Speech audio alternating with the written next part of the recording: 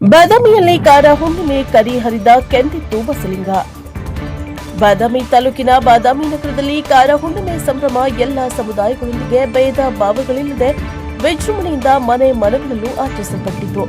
ಉತ್ತರ ಕರ್ನಾಟಕದ ಭಾಗದಲ್ಲಿ ಪ್ರತಿ ಹಳ್ಳಿಗಳಲ್ಲೂ ಬೇಸಿಗೆಯ ಅಂತ್ಯದಲ್ಲಿ ಬರುವ ಮೊದಲ ಅತಿ ದೊಡ್ಡದಾದ ಹುಣ್ಣಿಮೆ ಇದಾಗಿದ್ದು, ಯಾವುದೇ ಸಮುದಾಯದ ಶ್ರೀಮಂತ ಅಥವಾ ಬಡವರ ಮನೆಗೆ ಮಧ್ಯಾಹ್ನ ಭೇಟಿ ನೀಡಿದರೆ ಅಲ್ಲೇ ಕಡಲೆಬೇಳೆ ಹೋಳಿಗೆ ಮತ್ತು ಮಾವಿನ ಹಣ್ಣಿನ ಶಿವಕರ್ಣಿ ಗಮನದೊಂದಿಗೆ ಬಲವಂತದ ಮೃಷ್ಟಾನ್ನ ಭೋಜನವಂತೂ ನಿಶ್ಚಿತ.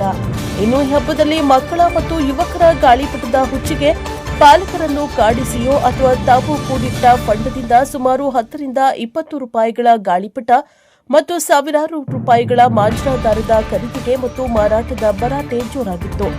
ಗಾಳಿಪಟದ ಹಾರಾಟದ ಖುಷಿ ಮನೆ ಮಾಡಿತ್ತು. ರೈತರ ಮೊಗದಲ್ಲಂತೂ ತಮ್ಮ ಬಾಳಿನ ಜೊತೆಗಾರನಾದ ಎತ್ತುಗಳ ಮೈತೊಳೆದು ಅವುಗಳ ಕೊಂಬುಗಳಿಗೆ ಬಣ್ಣ ಬಣ್ಣದ ರಿಬ್ಬನ್ ಜೊತೆಗೆ ಬಲೂನ್, ಕೊರಳಿಗೆ ಗೆಜ್ಜೆ ಸರವನ್ನ ಕಟ್ಟಿ ಪೂಜೆ ಮಾಡಿ ಸಂಭ್ರಮಿಸಿದ್ರು.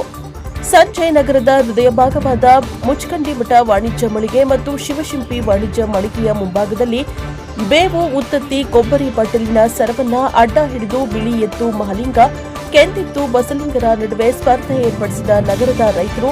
ಈ ಸ್ಪರ್ಧೆಯಲ್ಲಿ ಕೆಂದಿತ್ತು ಬಸಲಿಂಗ ಮೊದಲಿಗನಾಗಿ ಕರಿ ಹರಿದಿದ್ದರಿಂದ ಗೋಧಿ, ಹೆಸರು, ಮಡಿಕೆ, ತೊಗರಿ ಸೇರಿದಂತೆ ಅಕ್ಕಡಿ ಕಾಳುಗಳ ಉತ್ತಮ ಇಳುವರಿ ಜೊತೆಗೆ ಉತ್ತಮ ಮಳೆಯ ಸಾಧ್ಯತೆಯನ್ನ ಕಂಡುಕೊಂಡರು. ಮಕ್ಕಳಿಗೆ ಮೋಜಾದರೆ ಯುವಕರಿಗೆ ಬಾಜಿ, ರೈತರಿಗೆ ಭವಿಷ್ಯ ಈ ಗ್ರಾಮೀಣ ಸೊಗಡಿನ ಸ್ಪರ್ಧೆಯಲ್ಲಿ ಕಂಡುಬಂದಿತ್ತು.